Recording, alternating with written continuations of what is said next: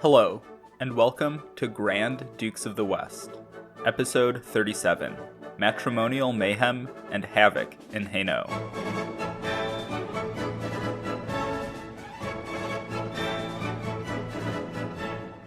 Today, we're picking up where we left off in Episode 33, with the story of Jacqueline of Bavaria. The Countess of Hainaut-Holland-Zeeland, in title, but not in practice, arrived in London in early 1421. The past 4 years had been difficult for her, as she dealt with a hostile uncle determined to seize her patrimony, and an incompetent husband who refused to defend it. Jacqueline's uncle, John the Pitiless, the Bishop of Liège, moved to usurp the counties of Holland and Zeeland after the death of her father, William of Bavaria. John the Pitiless had taken advantage of the disorder in the counties, mostly due to the conflict between the Hook and Cod factions, in order to press his claim. In an attempt to strengthen Jacqueline's position, and to consolidate the Burgundian presence in the Low Countries, the Countess of Hainaut-Holland-Zeeland was married to her cousin, John IV, Duke of Brabant. However, this match was a bad one. The two had conflicting personalities and interests, and the match soon became toxic. Worse still, her husband seemed to take the side of Jacqueline's uncle in their battle for Holland and Zeeland. After a fumbled military campaign against the now former Bishop of Liège, John IV came to terms with John the Pitiless, terms which completely undermined Jacqueline's rights in the counties. From here, Jacqueline and John's marriage only got worse, and, finally fed up with her husband's inaction and abuse, the Countess of Hainaut-Holland-Zeeland renounced her husband, requested an annulment for her marriage, fled the Low Countries, and sought refuge with King Henry V of England. Henry welcomed Jacqueline to England with open arms, despite the opposition of Philip the Good. It's possible that the King of England had his own ambitions in the Low Countries, but given how vital the Burgundian alliance was to the Lancastrian project in France, it was more likely that Henry was simply moved by sympathy for the Countess. In England, Jacqueline of Bavaria received the honors that were kept from her in the Low Countries. She was given a comfortable pension to live on, and became a part of the English court, even serving as the godmother to the soon-to-be Henry VI. The English acknowledged her separation from John IV of Brabant, and supported her claims to Hainaut, Holland, and Zeeland. The Duke of Burgundy had been trying to reconcile Jacqueline and John IV before her flight to England, and so didn't take kindly to his supposed ally interfering with his dynastic plans. But all in all, her presence in England, while disagreeable to Philip, wasn't a major issue during the lifetime of Henry V. John IV still held Hainaut and refused to accept his separation, and John the Pitiless still held Holland and Zeeland. Jacqueline could assert that she was single and the rightful countess of all three, but the situation on the ground did not change much after her flight. However, upon the death of Henry V, things got more complicated. Mere weeks after his brother's death, Humphrey, Duke of Gloucester, declared his intention to marry Jacqueline of Bavaria. The timing of this declaration suggests that the late King of England, while sympathetic to Jacqueline, would not endanger his alliance with Burgundy on her behalf, and refused to allow his brother's ambitions in the Low Countries to interfere with his own ambitions in France. But with the king dead, Humphrey and Jacqueline acted quickly, and notably, this betrothal was announced before the Pope had responded to Jacqueline's petition for an annulment to her marriage with John IV. Some historians have claimed that, seeing that Pope Martin V would not grant an annulment for the marriage, Jacqueline and Humphrey turned to Benedict XIII for an annulment. Benedict had been the pope based in Avignon during the Western Schism, and never accepted his deposition at the Council of Constance a few years earlier.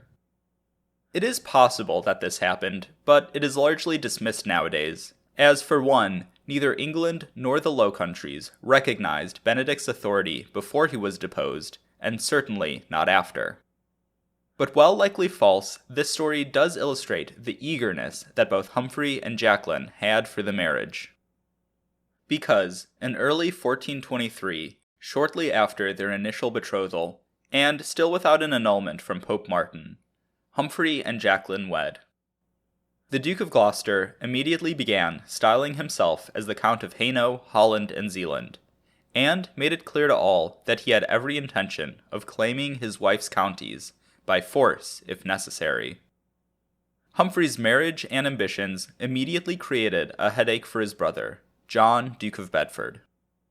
Bedford had been left in charge of Lancastrian France, and knew just how vital the English alliance with Burgundy was for the success of that project. Humphrey and Jaqueline's marriage not only threatened the alliance, but the Duke of Gloucester's plans to recover his wife's lands also threatened to divert men and money away from the French war effort. Bedford and his uncles, the Beauforts, worked to limit Gloucester's power in England. After the death of Henry V, Humphrey had claimed the regency of England, but when he attempted to secure that position, he was faced with widespread opposition. Instead of a single regent, a regency council was created. Gloucester was made the head of this council, at least when Bedford was in France, but the council itself was mostly composed of his opponents. So Bedford and the Beauforts could at least rest easy in the knowledge that Humphrey's attempts to divert war funds to the Low Countries would be hampered. However, Jaqueline and Humphrey were not willing to give up their claims, and could still recruit soldiers and raise money through their own networks of patronage in England and the Low Countries. So throughout 1423 and 1424, they did just that, as John of Bedford and Philip the Good worked to resolve the situation before a conflict could break out. The Dukes of Bedford and Burgundy held many summits to discuss the war against the Dauphin and the future of France in these years, and in all of these meetings, the topic of Humphrey and Jaqueline was always brought up. As the Duke and Duchess of Gloucester's preparations to go to the Low Countries went on, both Bedford and Burgundy searched for a diplomatic solution. And in early summer 1424, Burgundy and Bedford finally convinced Humphrey and Jaqueline to submit to their arbitration. But the Duke of Burgundy had no intention of allowing Hainaut to be taken from his easily dominated cousin, John IV, and given to the much more independent pair of Humphrey and Jaqueline, while the Duke of Bedford considered keeping Burgundy happy to be far more important than keeping his brother happy. So between Philip's bias and John of Bedford's lack of interest in defending his brother's claims, it should not be surprising that their arbitration did not end up being to the benefit of Jacqueline of Bavaria and Humphrey of Gloucester. The terms decided on by Bedford and Burgundy were mostly an attempt to pacify the couple, and they did not seriously consider Jacqueline's demands. The terms boiled down to allowing John IV to remain in control of Hainaut and John the Pitiless to remain in control of Holland and Zeeland for the time being, in exchange for a pension for Jaqueline, and having the Pope rule on the legitimacy of Jacqueline's marriages to both John IV and Humphrey of Gloucester to decide the issue in the long run. Essentially, the status quo. As should have been expected, Jaqueline and Humphrey refused this deal, and a few months later they arrived in Calais with an army of around 4,000 men. The target of their expedition was Hainaut, which was chosen for a few reasons. First, Jaqueline had always been more accepted in Hainaut than her other two counties. Second, a campaign against the ineffectual John IV was likely to be easier than one against the energetic John the Pitiless. Third, John the Pitiless's hold on Holland and Zeeland was based on an agreement with John IV. So if John IV's claim on Jacqueline's lands was successfully challenged, John the Pitiless's legitimacy would be hurt too. And finally, this easier campaign in Hainaut would give the Duke and Duchess of Gloucester a useful base in the Low Countries to prepare for their fight against John the Pitiless. As Jaqueline and Humphrey made plans to march on Hainaut, Burgundy and Bedford once more demanded that all parties involved refrain from hostilities and submit to their arbitration. Jaqueline and Humphrey refused, but John IV, ever willing to follow Philip's instructions, agreed, and even stood down the army he had been assembling for the defense of Hainaut. The result of this demand was thus that Humphrey and Jaqueline were able to march into Hainaut virtually unopposed. There were several Brabantine garrisons in the county, but those would prove to be largely inconsequential and mostly didn't put up a fight. The people of Hainaut were fairly happy to welcome their countess back home, but had some reservations about Humphrey. Jaqueline was their rightful ruler after all, but Humphrey and his English army smelled of foreign military occupation. However, in part due to the lack of resistance from John IV, and consequently the lack of violence from the English, Humphrey's entrance into Hainaut took place without incident.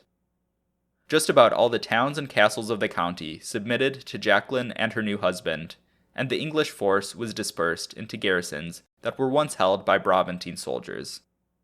There were a few holdouts whose loyalties lay with John IV and, by extension, Philip the Good, rather than Jacqueline, but these were the exception rather than the rule.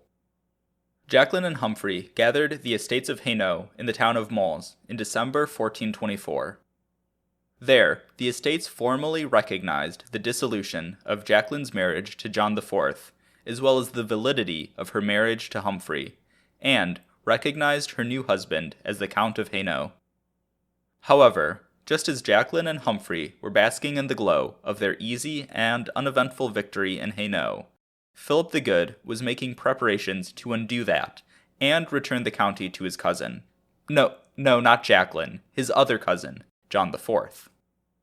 Now you might be asking, why is Philip only jumping into action now, and why didn't he prevent Hainaut from falling to Humphrey and Jacqueline in the first place? I'm not 100% sure, but I do have a few ideas why. First, by having John IV agree to the ceasefire declared by Burgundy and Bedford, Philip was able to paint John as the aggrieved party, and paint Jacqueline and Humphrey as aggressive and unreasonable. Second, it's possible that Philip's own preparations for a conflict against Jacqueline and Humphrey were still ongoing, and he figured that it would be better to wait to march against them. And third, by letting Hainaut slip from John IV's grasp, Philip could arrange to hold the county himself upon its reconquest. The Burgundian Brabantine army was led by John IV's brother, Philip, Count of Saint-Pol. Joining him were John of Luxembourg, his brother Peter, and Jean de Villiers de l'Isle-Adam. These men were loyal Burgundians, but they were also major figures in the Lancastrian war effort, so their absence from France and presence in this army would have likely needed to be approved of by John of Bedford. While the Duke of Bedford was not openly opposing his brother Humphrey's ambitions, he definitely saw the Burgundian alliance as more important than those ambitions. After a few months of preparations, the Burgundian force entered Hainaut in March of 1425. Their first target was Braine-le-Comte, a fortified town held by the English on the road to Jacqueline's capital of Mons. Braine was a tough nut to crack, so Philip of Saint-Pol settled in for a siege. The Duke of Gloucester led an English force to try and raise the siege of Braine, but he didn't actually do anything to stop Saint-Pol. He set up camp near the town, but stood by as Philip prepared to take Braine-le-Comte. The English garrison holding Braine surrendered a few days after Humphrey arrived in the area. The reason for the quick surrender of the garrison could be linked to Humphrey's refusal to fight Saint-Pol, or to the fact that it was being heavily bombarded by cannon fire. But there was also a rumor spreading throughout the town that St. George, the patron saint of England, had been seen atop a white horse, fighting alongside the Burgundians and the Brabanters during an attack on the town. This rumor was actually not as far-fetched as it sounds, as one of the Brabanter knights present in the army shared the same coat of arms as St. George, and had brought a white horse with him on campaign. But whether the reason for its surrender was military or spiritual, Braine gave in somewhat unexpectedly. After the fall of Braine, Humphrey challenged Philip of Saint-Pol to a battle. But again, nothing happened. Both sides just lined up in battle formation near the town, and kept waiting for the other to initiate the battle until night fell. Both armies then withdrew, and soon after a 1-month truce was declared. This truce wasn't actually linked to this non-battle, but rather to the correspondence between Philip the Good and Humphrey of Gloucester. They hadn't made peace, quite the opposite in fact. After a series of increasingly hostile letters, the two princes decided that single combat was the best way to move forward. Both were calling the other the true aggressor and accusing them of shedding Christian blood unjustly, with some insults thrown in here and there. Philip evidently felt that his honor had been impugned by Humphrey, and so decided to kill two birds with one stone. The question of personal honor and the question of Hainaut could both be settled by a duel, and thus only one person would have to die. Humphrey accepted Philip's challenge, and the duel was scheduled for St. George's Day. But it seemed that the Duke of Burgundy was far more eager than the Duke of Gloucester for the duel. And for that matter, the Duke of Burgundy was far more eager for the duel than any of the members of his court. Philip immediately went on a diet, began exercising more, and summoned a number of skilled swordsmen to help him train. He also had a new set of armor made for the occasion, as well as liveries created for himself and a number of companions. On the other hand, many of Philip's advisors thought that this was a terrible idea, and immediately tried to convince the Duke to delay or cancel the duel, without success. As Philip was preparing for the duel, his opponent was leaving the Low Countries. Humphrey, Duke of Gloucester, left Hainaut for Calais towards the end of March, along with his army, and about a week and a half before the duel was scheduled to take place, he and his army returned to England. His stated reason for this was to prepare for the duel, as well as to gather a new army for a coming campaign against Brabant. But there were many other factors at play. For one, his domestic position in England was faltering in his absence, and the Beauforts were working to marginalize him while he was out of the kingdom. Furthermore, the English presence in Hainaut was expensive, and he needed money to pay the army he currently had, and the one he promised to raise. And finally, the honeymoon phase of his marriage might have ended by now, and notably, he did return to England with a mistress. He may have wanted a break from Jaqueline. Regardless of whether or not Humphrey had returned to England to avoid facing Philip, the decision of whether or not to fight was taken out of his hands. The Pope had been notified of the duel and condemned it, and the Duke of Bedford, who had been called on to officiate the duel, was doing everything in his power to prevent it from taking place. John of Bedford even called a court of honor, where he officially ruled that none of the content in the letters had been extreme enough to be considered a slight against the recipient's honor, so a duel would not be necessary. Furthermore, Bedford made it abundantly clear to his brother that no duel would be taking place, and he better not do anything to further endanger England's alliance with Burgundy. Do you hear me, Humphrey? Quit it. Back in England, Humphrey's attempts to secure more men and money for a second expedition to Hainaut were hampered by the Beauforts and Bedford's other allies on the Regency Council. So, St. George's Day came and went with no duel taking place, and as the truce expired, the Burgundian Brabantine army resumed their advance into Hainaut. Their task was made easier by the continued absence of Humphrey and the English army. Now, Jaqueline was left with only a small force of loyal Hainaut knights in attendance. They were obviously no match for Philip of Saint-Pol's army, and so as he marched further into the county, he was met with little resistance, and just about all the nobles and towns gave in without a fight. Before long, Jacqueline's capital of Mons was the only place in Hainaut holding out for her. As the Burgundian Brabantine army approached, Jaqueline wrote a series of increasingly desperate letters to her husband and other allies appealing for aid. Her repudiated husband, John the IV of Brabant, joined his brother Philip of Saint-Pol outside of Mons in May 1425, and the brothers began a siege of Jacqueline's last stronghold. After a month-long siege, Jaqueline was still defiant, but the people of Mons had had enough. Some Burgundian sympathizers in the city organized a coup where they arrested several important supporters of the Countess and opened talks with the besieging army. They then went to Jaqueline and told her that they were not strong enough to stand against the forces of Brabant and Burgundy, and so they would surrender with or without her permission. She could either agree to terms, or they would deliver her to the Dukes of Burgundy and Brabant. Seeing the walls closing in, Jaqueline agreed to hand herself over to John IV.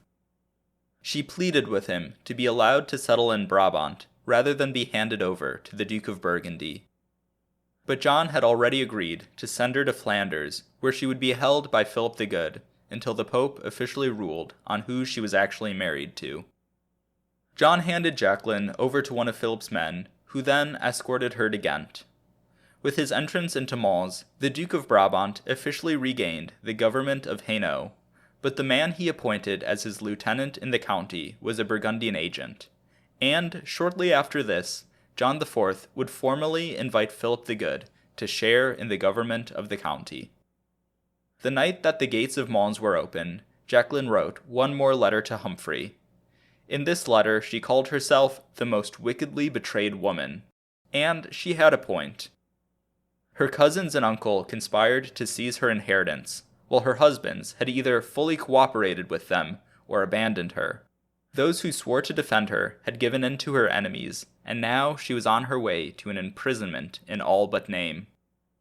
We will return to Jacqueline shortly, but now we need to examine what's been going on in Jacqueline's northern counties, Holland and Zeeland. Because while Philip of Burgundy and Philip of Saint-Pol were preparing for the campaign into Hainaut, John the Pitiless met his end. One of John the Pitiless's court officers, Jan van Vliet, was approached by a group of discontented Hook noblemen and English agents and convinced to murder the Ruwaard, or regent of Holland and Zeeland.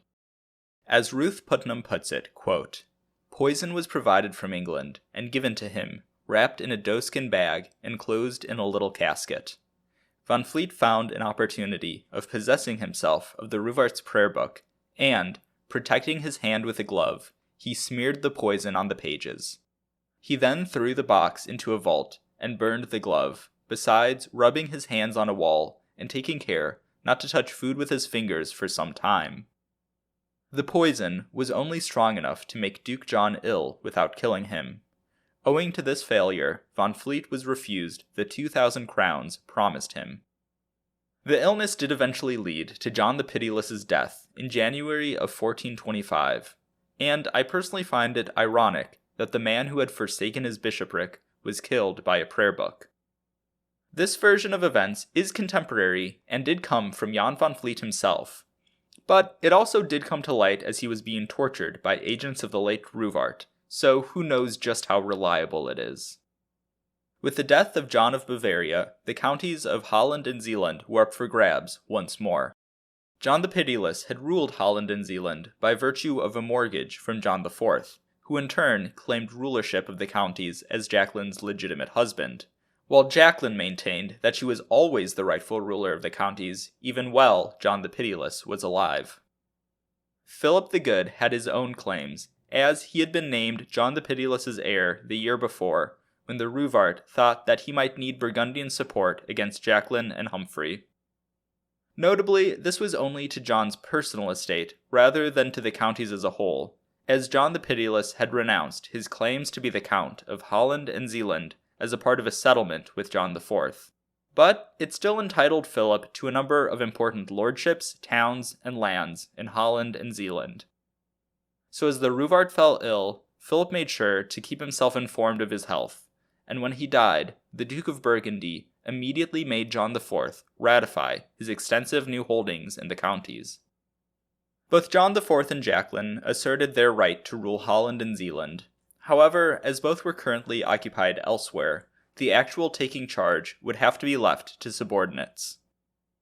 Here, in this uncertain political situation, the tensions between Hook and Cod arose once again, or more accurately, the conflict moved from barely contained to back out in the open. The Hooks and Cods were political parties which formed in Holland and Zeeland in the 1350s. Their inciting event was a power struggle between Margaret of Avesnes and her son William of Bavaria. Review Supplemental 8 for that. While the initial conflict was now decades past, the parties stuck around. Jacqueline's father, William II of Bavaria, had favored the Hooks, and John the Pitiless capitalized on years of Cod resentment to support his own quest for power.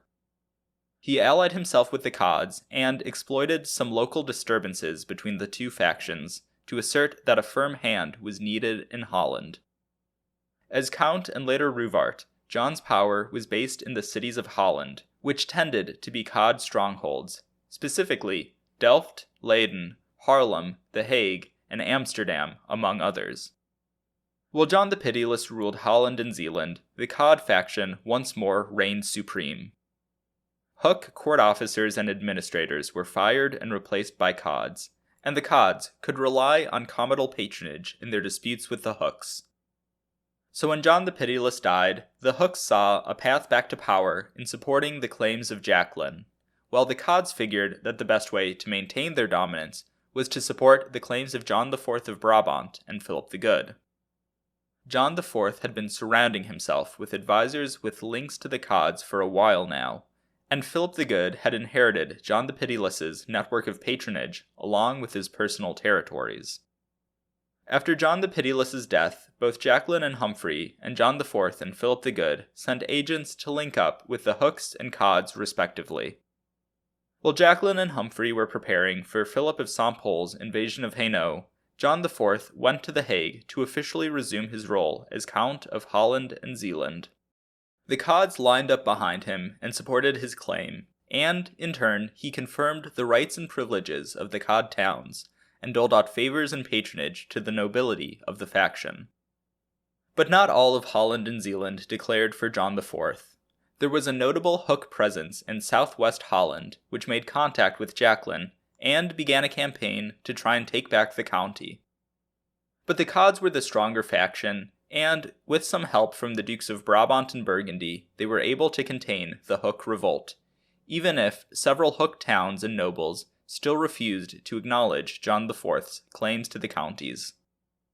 This latest round of conflict between the Hooks and the cods was wrapping up around the same time that Jaqueline was forced out of Mons and handed to the Duke of Burgundy.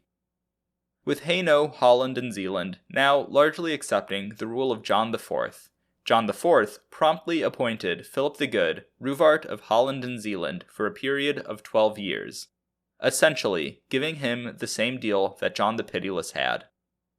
This was in addition to his sharing of the government of Hainaut with Philip, which was made official around the same time. So while John IV had emerged victorious from the struggle with his wife and cousin, the real winner was the Duke of Burgundy, who now ruled a huge swath of the Low Countries.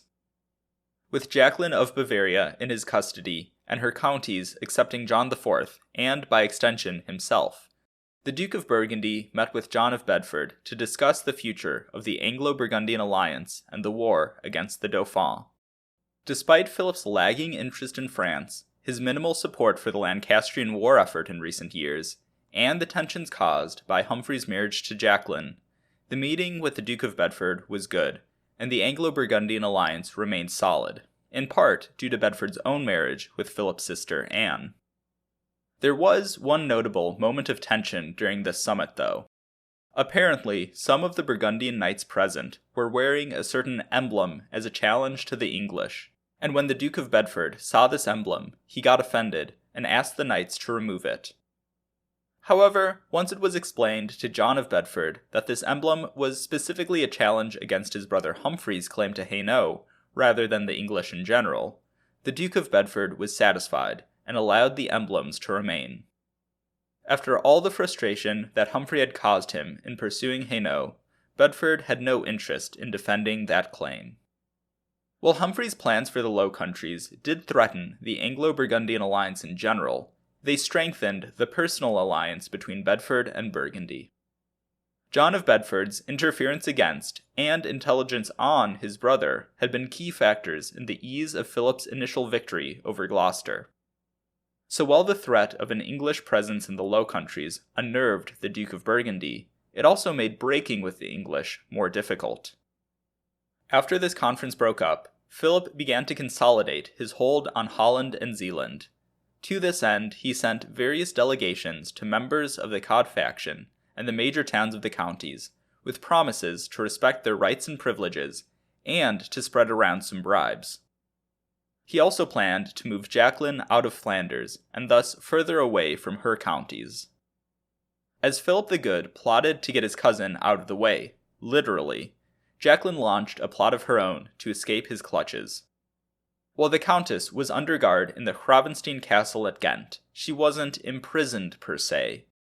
Although the distinction was largely semantic, the Countess had much more freedom of movement than the average prisoner.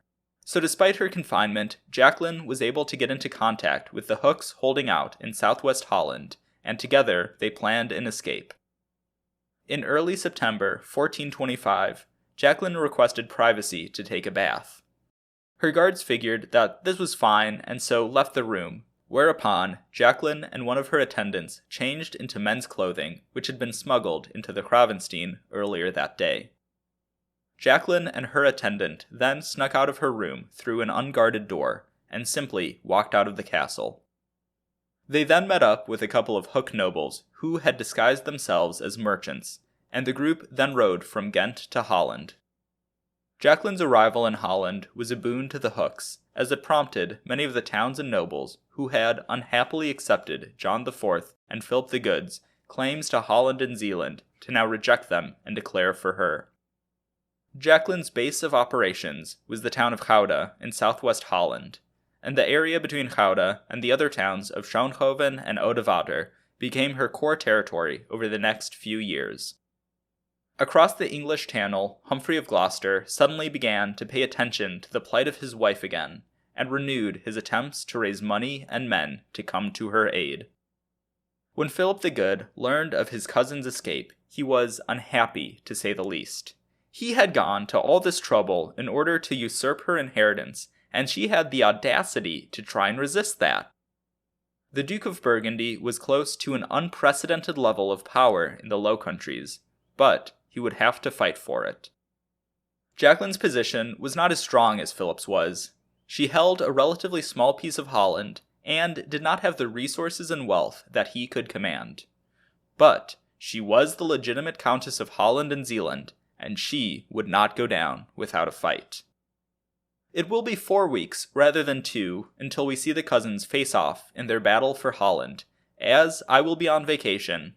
I'm excited to announce that this trip will include a brief stop in Burgundy, and I will do my best to take some good pictures for the website. Thank you so much to my patrons, with an extra thanks to my newest patron, David, Graaf van Barland, and to Christine, Duchesse de Nemours, Peter, Duc de Brancion, Elliot, Graaf van Gravenstein, Anthony, Comte de Chateauneuf-en-Ossois, Preston, Comte de Saint-Fargeau, Mark, Comte de Meursault, Diana, Graaf van Beersel, Mehmet, Comte Santerre, Chris, Comte de Semur, David, Graaf van Bornum, Rosa, Comte de Germol, Elliot, Comte de Bussy-le-Grand, Quentin, Graaf van Blasfeld, Tyler, Comte de Chamaret, Ian, Graaf van Arenberg, Eric, Comte de Couche, and to my Knights of the Duchy. If you want to join them, you can at patreon.com/ValoisBurgundy. If you want to support the podcast in other ways, you can do so by leaving a review on your podcast app of choice and telling your friends about the show. Both really help to grow the show and will earn you my everlasting appreciation. If you want to keep up with the show, you can follow me at Valois Burgundy on Twitter or Blue Sky, or find Grand Dukes of the West on Facebook. You can also email me at granddukesofthewest@gmail.com and check out the podcast website for maps, images, sources, and more at granddukesofthewest.com. Once again, thank you for listening.